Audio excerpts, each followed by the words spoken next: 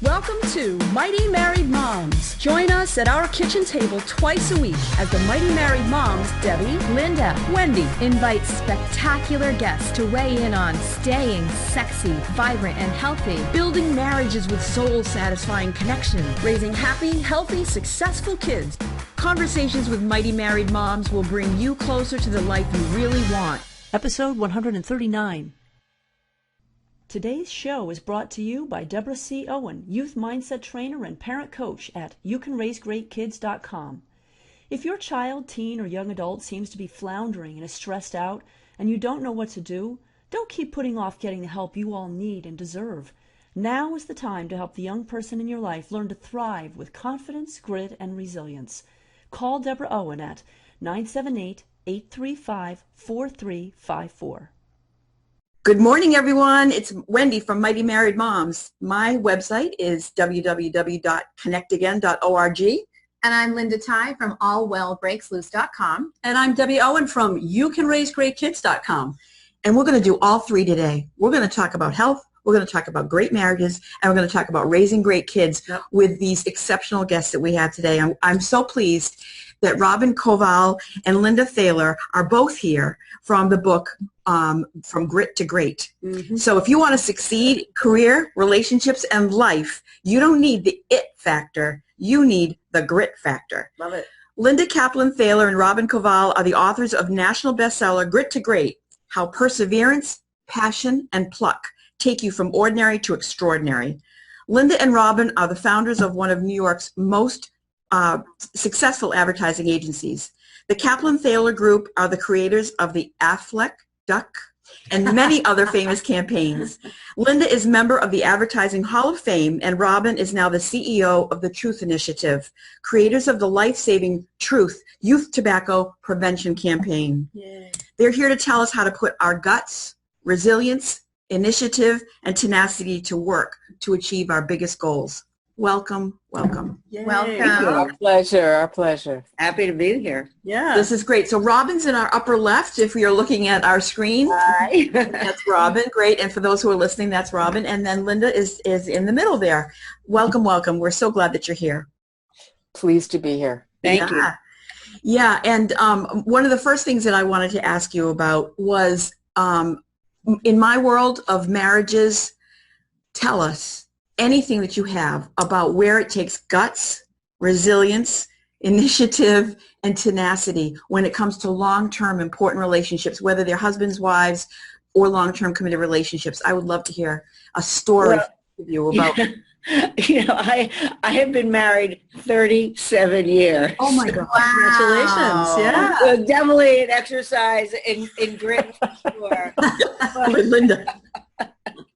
But I think like anything in life, I think long-term marriages are often a lot about how you use your resilience, right? How you bounce back from the ups and downs. In my marriage, when one person's career is up, the other person's career maybe not so much. When things are going well with the kids, that's when you need a new roof and the plumbing breaks. And, yeah.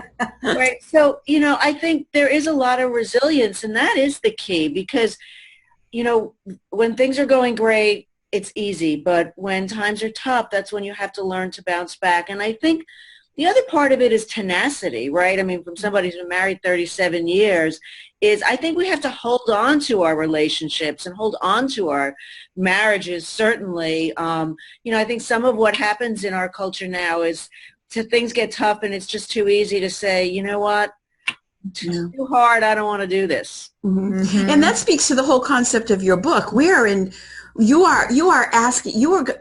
see this book as being very progressive, but yet returning to something that's very basic and human and important.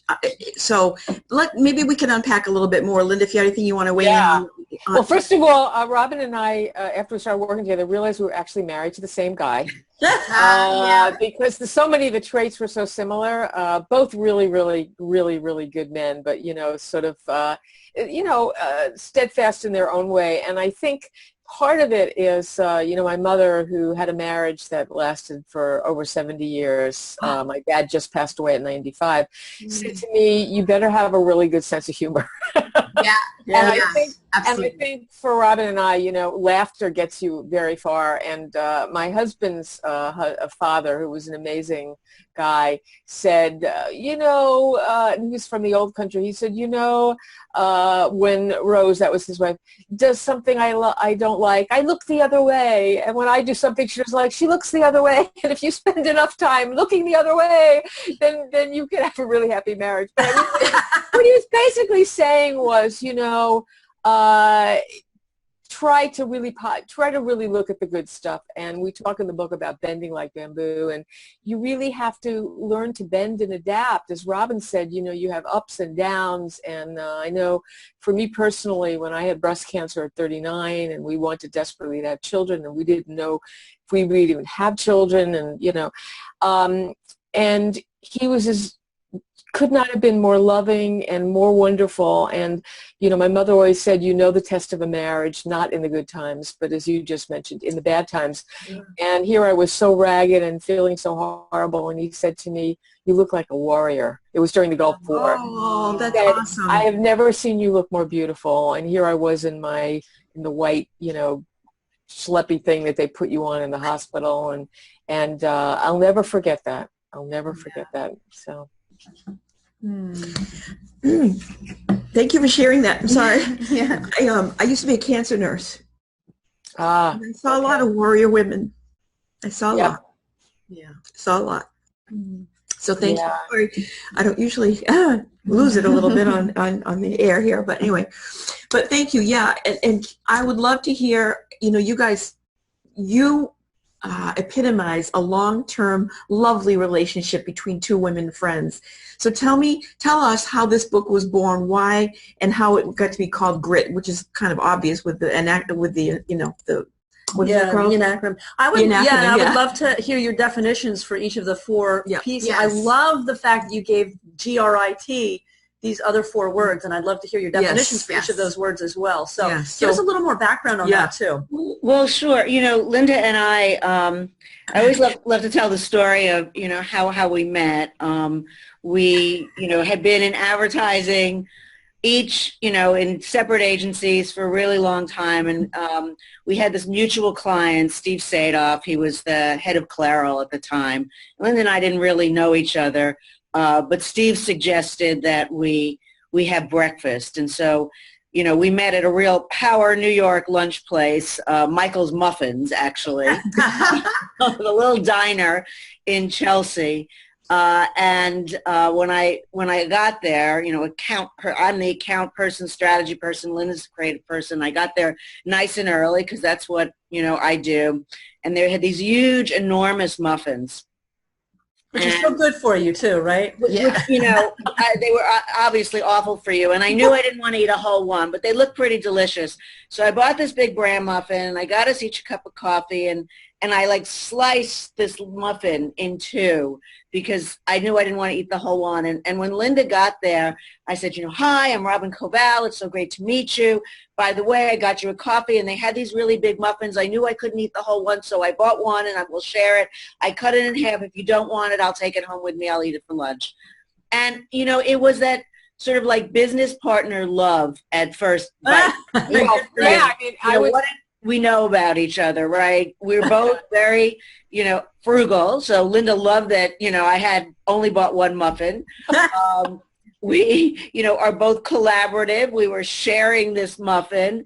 And, we're both like idea people. It's like, why buy two muffins when you can buy one? And the whole microcosm of our relationship. And I think, that spoke really early on to maybe we wouldn't have called it grit at the time, but we learned of what it's like for two women who, didn't necessarily have the biggest Rolodexes in town. We didn't go to Yale or Harvard. We didn't have those kind of backgrounds too. Basically, and it was in Linda's brownstone on 19th Street in like a third floor walk up to start an advertising agency.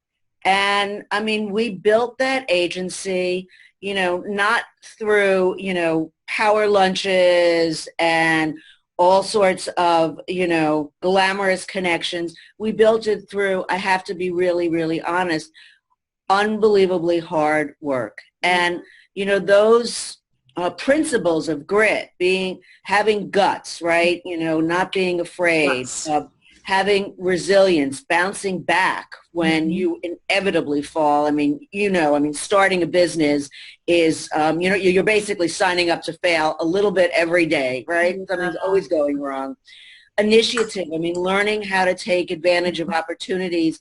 And then tenacity, just not letting go was what we lived every day in starting this little advertising agency from 6 people in this walk-up, brownstone apartment. It was not very glamorous, to what ultimately became 700-person advertising agency in New York with, you mentioned Aflac before, Procter & Gamble, United Airlines, before that Continental Airlines was our client, Wendy's was our client. So, a big successful business that none of us had been planning on in the beginning. That's fantastic. Oh, that's amazing. Yeah. That I have high hopes for Joan from Mad Men, that's going to be her story too.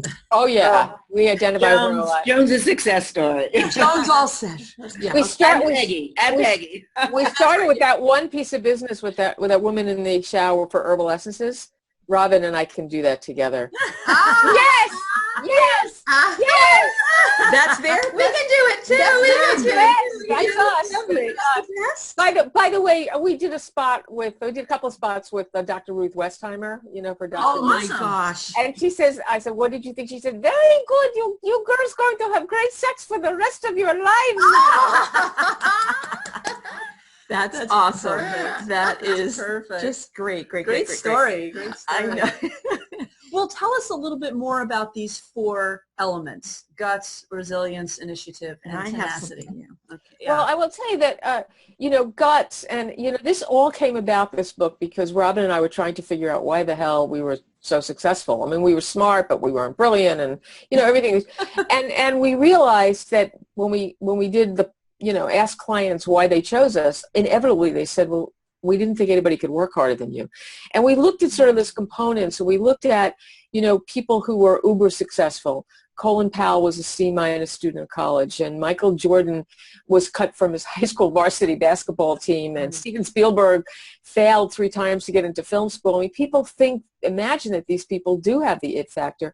And what we found is that this idea of hard work and perseverance, which, by the way, you don't have to be born with. You could have it when you're 8. You can develop when you're 88. And we have so many tips in the book. We call them grit builders, of how you can really develop your grit, not just for you, but also for your children, because that's so important, right? Yeah. Help us to develop that in our kids. Yes. CNN did a great piece on the book, Kelly Wallace, the parenting section, all about, are our kids too soft? We used to be a nation built on grit, and then the self-esteem movement happened, and we were told to tell our kids they were really unique and they were brilliant, and nobody was a loser. In fact, they had medals that said, if you've had fun, you've won. Well, not in our business, and I'm certainly not in the business of people out there who are listening. And it was the wrong message, and it really taught our kids. I go to colleges. The first thing I say to kids are, you're not that special. They need to be told this, and they laugh because they understand. I said it doesn't matter what your GPA was. It doesn't matter what your IQ is or what your grandma Minnie told you. Basically, you're going to have to work your tail off to get anywhere you want to go. Especially now. Oh my God. Especially now when it's so difficult. So I'm glad. Yeah. Go ahead, Robin. Oh, no, I was just going to say, one of the things that's happening that's pretty interesting is this whole trend even in hiring, that, it used to be if you, you had a degree from a fancy school or whatever it was, that was your door opener to get a great job. But what, the Googles of the world, and Ernst & Young is doing this, Deloitte is doing this, are all realizing that the predictors of success in the workplace, certainly in their workplaces, have a lot less to do with, things like your IQ, innate talent, things like that, and much more to do with these character traits of grit. So a lot of these companies that used to, they had to see your GPAs and, where you went to school really mattered, are saying, either we don't even care if you have a college degree, which is really interesting, or we don't care where you went to school, because what they really find is most predictive of success is who you are as a person. Right. Are you a hard worker? Are you a person who knows how to collaborate? Do you have these, traits of guts, resilience, initiative, tenacity? And they're seeing it, interestingly enough, not just at people who come in on entry levels, but, there's a big recruiting firm called Russell Reynolds. They do, very, very high level recruiting for CEO positions, C-suite type jobs. And what they found also is that those things that are most predictive of who succeeds even at the C-suite level has nothing to do with often with intellect or even sometimes experience, but has a lot to do with these traits of, are you a person who sees the opportunity for growth in a situation versus focusing on the problem? Are you the kind of person when, your idea fails 3 times in a row, doesn't give up and bounces back? And can you inspire that in others? So this whole notion of grit and character and how important that is to success is happening in like all phases of, certainly in the workplace, from like your very, very first job coming out of college to getting, working your way up, and if you want, getting that big job at the top. Fascinating stuff. You know what? Two things that caught my eye when you talked about that. I have read a little bit of the book, not the entire book, but the part about Google saying that they have put that to the side, and ever increasingly they have many more employees there who don't have college degrees. Right. And I was like, that's so great. Yeah. From grit to great. And then the other piece that I wanted to ask you about is the, what was it called? The rejection test? Yes. The rejection. Yes. Tell us about that and about the donuts. Can you that's an amazing Well, this guy was very upset because an idea of his, wasn't going anywhere. And he decided he needed to get used to being rejected. Something we talk about, we call about failing forward, about why it's important to fail and learn from our failures. And so what he did is every day he would do something that would get him rejected. And one day he walked into Dunkin' Donuts and actually said, I'd like donuts in the shape of the Olympic rings, the colors, and they actually did it. He said, Krispy Kreme. It was Krispy Kreme. Krispy Kreme, I'm sorry. You're right. You want to give them props, give the right credit. And he just, as the days went by, he, A, didn't care if he got rejected, and 2, people started actually doing what he was asking, and he became very successful writing a book about, getting rejected. And I think the point is that not only do we not let ourselves fail, we're so scared, but we don't let our kids fail. Yeah. We don't let our kids fail. We talk in the book many years ago, my daughter, I was trying to teach Emily to ride a bike, and I insisted on holding on to her so that she wouldn't fall. So of course when I let go, she would start to fall. And after doing this for 2 years, I finally went to the park, and this gentleman in his 70s, a cyclist, came up and said, I'm really good at teaching kids how to ride a bike. I said, oh, okay. He balanced her on the bike. He started to give her a push. I said, but what am I supposed to do? He said, oh, I forgot to tell you, Mom. Take your hands and put them in your pocket. I said, what? And he pushed her and she fell, and I was hysterical, and he wouldn't let me do anything, kept my hands in my pocket. He pushed her again. She went a little further. He pushed her the 3rd time, and she just went on cycling and cycling and cycling. Right. And I always say, today at 20, she's an all-round balanced young lady.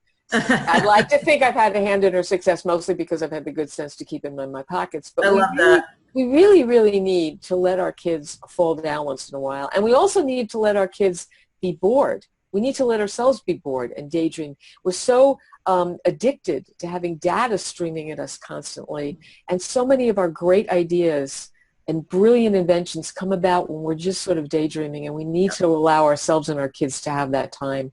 Yep, absolutely. It's so interesting. I was just at a spiritual group last night. We were studying the scriptures, and they said, talking about the Sabbath. I said, I never take Sabbath, meaning rest. Shut it off. I have friends that are Jewish people, and every Friday night at 7 o'clock, no screens for 24 hours. And they have teenagers, and these kids have grown up this way. And they have 24 hours. They take walks.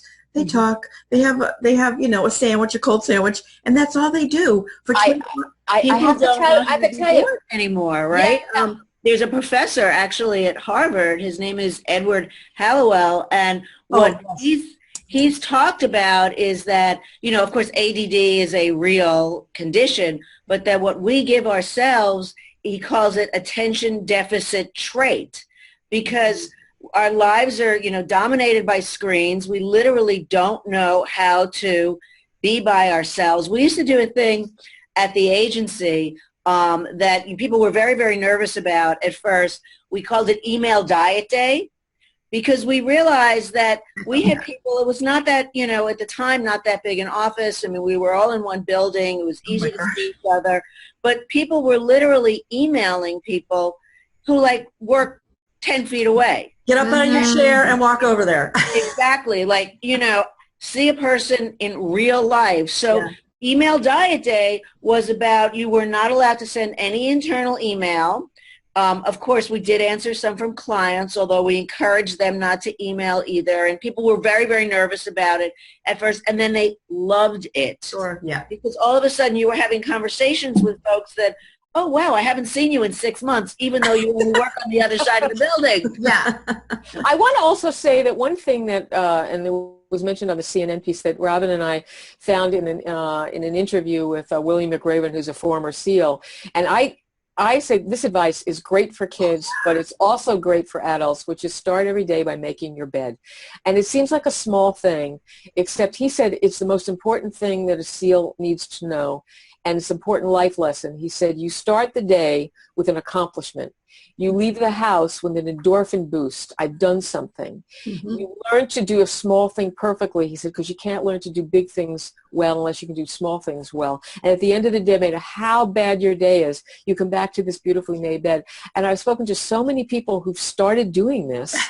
And I always kid around because I'm an obsessive. I always make my bed in the morning. I never knew why. It's a little embarrassing because often my husband's still sleeping in it. Oh my gosh, I've done the same thing. He wakes up, he's like a human burrito. But basically for the kids, and they come back, these students, and say, wow, it really works. I really get more organized. So there are so many tips in the book like that. There are really easy things to do, but they really are meaningful. Yeah.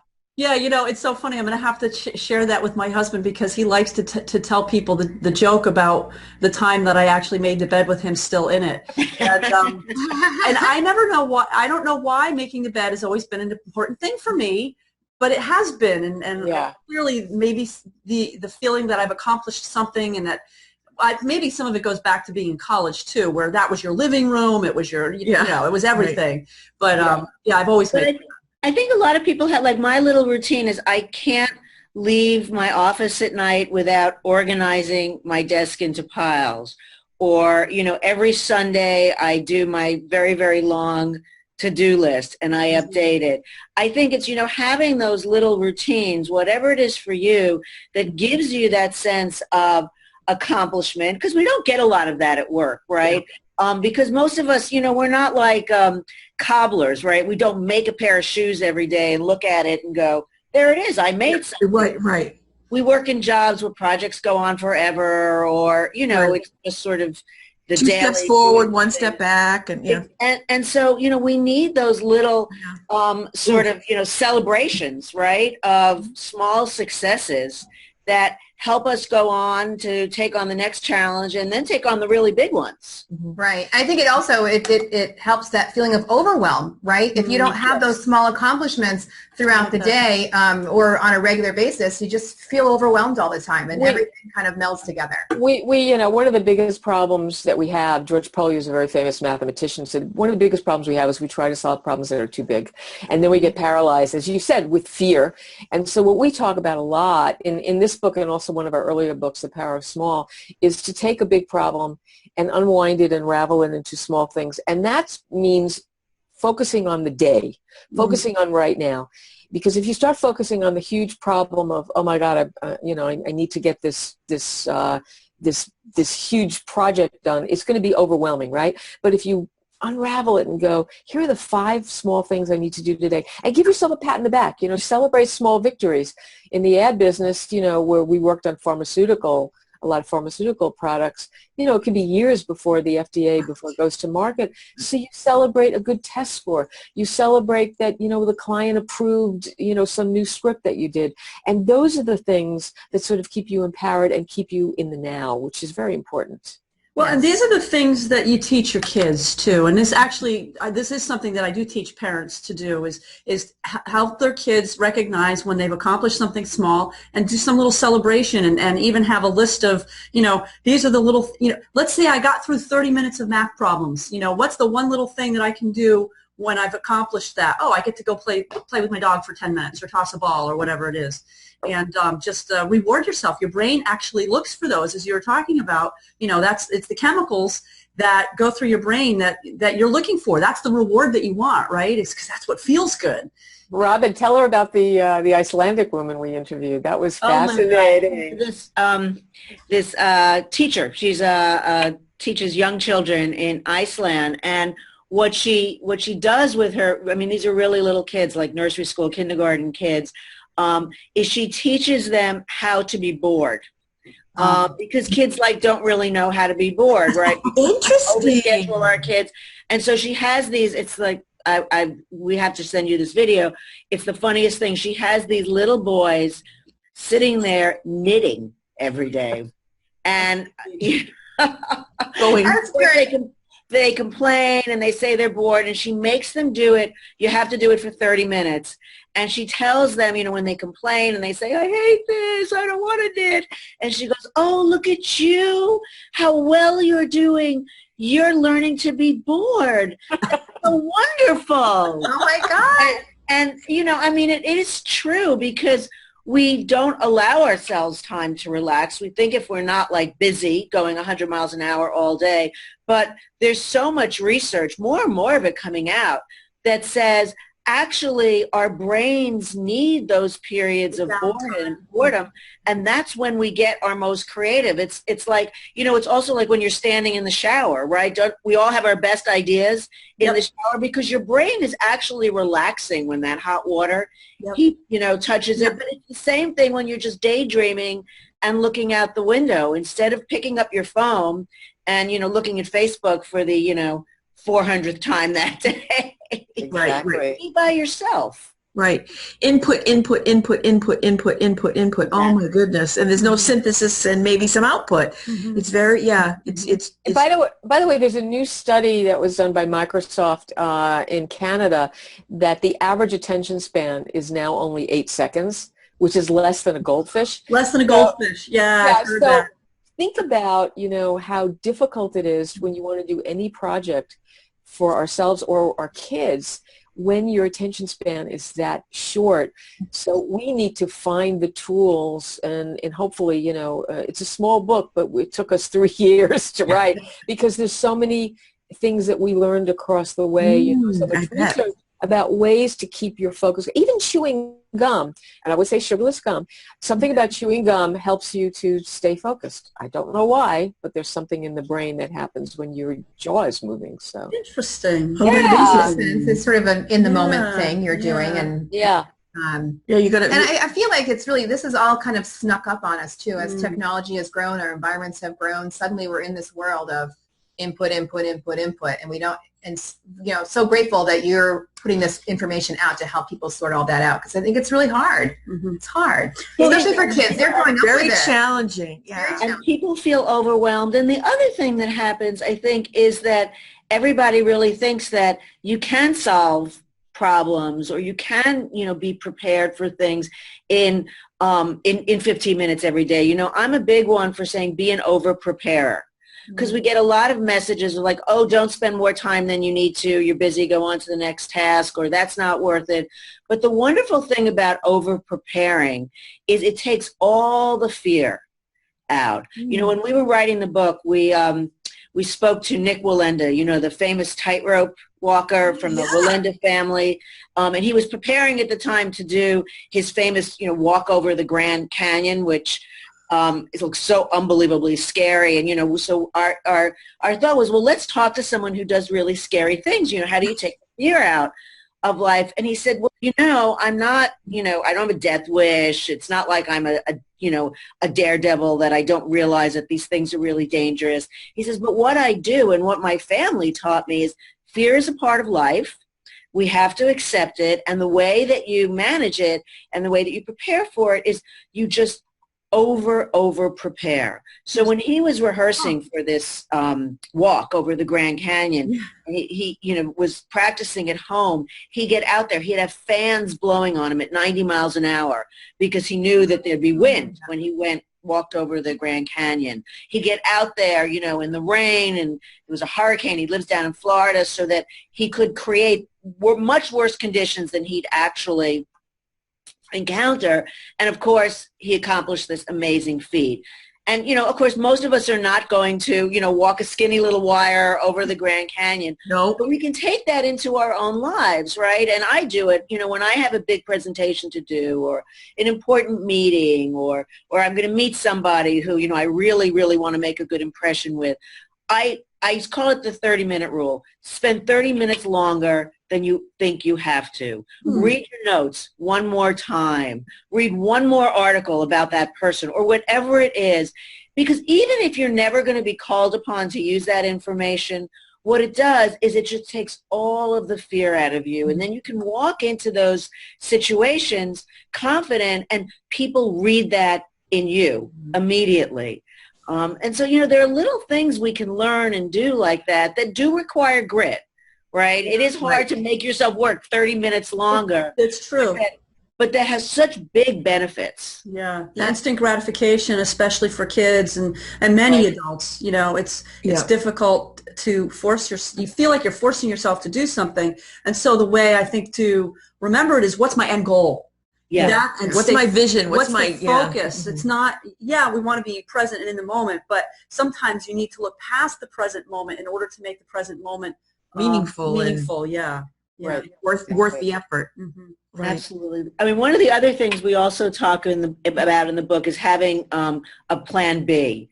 Right. There's a chapter called Bend Like Bamboo, because people think grit is often about, being strong and, not necessarily being flexible, that, this is how I'm going to do it. And being strong is part of grit. But the other part of it, and, this is the resiliency part, is knowing that life, especially now when the world is so unpredictable, is most often not going to go the way your long-term plan would like it to go. And we spend a lot of time, making, plans for the future. What do they say? Man plans, God laughs. Right. And so this idea of a plan B, that always happens in the moment is, I think a wonderful thing for all of us to think about, because the great thing about plan Bs are they happen when you are in the heat of, something going wrong. Your brain is going 100 miles an hour. And so plan B is often better than plan A, because plan B takes into account all the things you weren't thinking about when you were doing your perfect little strategy. The contingencies, Right. I think also one of the things that we love to talk about is people just enjoy doing things for other people. We call it, grit for good in the book. Grit for good. It's not an accident, because we are hardwired to help each other. It's the only way we've been able to survive. One of the stories I think it's really applicable for moms listening is Naveed Salam, who was a woman whose father was Tanzanian, and she was a mother with, she didn't have any degree in engineering or product development, and she knew that there were a lot of malnutrition around the world, but a lot in Tanzania, and a lot of these kids were dying. And she's watched the 60-minute episode that talked about this product called Plumpy Nut, which is this peanut-based spread or paste. Yeah. It's that World Vision, I know, is doing something. Right. It didn't have to be refrigerated and really was life-saving in terms of nutrients. And she turned to her husband and she said, we have to get this French company to build a plant there in Tanzania. Now, you have to understand, for anybody listening, this woman had no background in any of this. She made it, and she had 4 young girls at home. And after they would go to bed at 7:30 and 8, and she did this for months and months and months and had to go through all of this patent and the French government and Tanzania government. Well, wouldn't you know it, 4 years later, opened up a factory. You know, this is the stuff that makes me cry. Yeah. Opened up another factory in Rhode Island, you know, and then had the women and the men running the factory in Tanzania, and opened up another factory, and she has saved the lives of over 3 million children. This is one person. So to everybody out there, don't think for 1 second that you cannot use your grit, your potential, your guts, your resilience, your initiative, and tenacity to help one person, two people, millions of people. We have this capability. Right. And grit is humanity's great equalizer, right? Because anybody can attain it. It's in your hands. Yeah. And in your book is full of ways for us to get there too. I wish we had another half hour or 45 minutes. Too, but that was really a beautiful close. Yeah. That was really, I don't think we can summed it all up. Yeah, I can't add it all that. Yeah. I would like to invite folks to follow us. My Twitter handle is at Linda Thaler, Thaler, too. And my Facebook is Linda K. Thaler, Thaler. And Robin, your Twitter. You can find us in lots of places. I'm Robin_Koval. That's my Twitter handle. I would hope people come to grit2great.com. One of the things that you can do there that's so much fun is we have a grit quiz. Over 10,000 people have taken this quiz, and you can sort of get a sense of where you are on the grit scale. You know, are you like already a superstar, or do you need to do a little work? And of course, as Linda said, everybody can build their grit, so it's fun. Right. So, people love the quiz. I invite everybody to take it. That's great. Oh, that's great. Thank you. So that's a great idea. Well, that's exactly what I was going to ask you, is where people could find you. You did a great job. Thank you for doing that. Great. Are there any other books in the oven? No, my goodness. No, this is our fourth book. But I will say that, think of us in terms of, doing podcasts or speaking engagements. Robin and I speak all over the country. Oh. We speak to a lot of colleges as well. Sure. And high schools. I know there. What was it? District 196 in Michigan that bought Minnesota bought like 300 books for all the girls. Oh, that's awesome. So anyway, but thank you so much for having us, and thanks for listening, everybody. This is great. Thank you so much. Thank you so much. Wonderful. Thank you so much. Bye bye. Thank you. So everyone, make sure you tune in to Mighty Married Moms and find us on iTunes, and please give us a rating and review and subscribe and tell other people, because really, where are you going to find this kind of great information? Yeah, this is terrific. So woman to woman, enjoy it. We sign off now. Thanks again, and we'll see you soon. Bye-bye. Bye. Bye. Thank you for joining us for this episode of Mighty Married Moms. Tune in twice a week on Mondays and Thursdays to meet fascinating and inspiring guests who will help you create the life you've always wanted. You can find these episodes and special gifts just for you at mightymarriedmoms.com, as well as a link to our Facebook community, where we continue the conversation around the kitchen table. Please also help share the love by leaving a review on iTunes. We'll see you next time.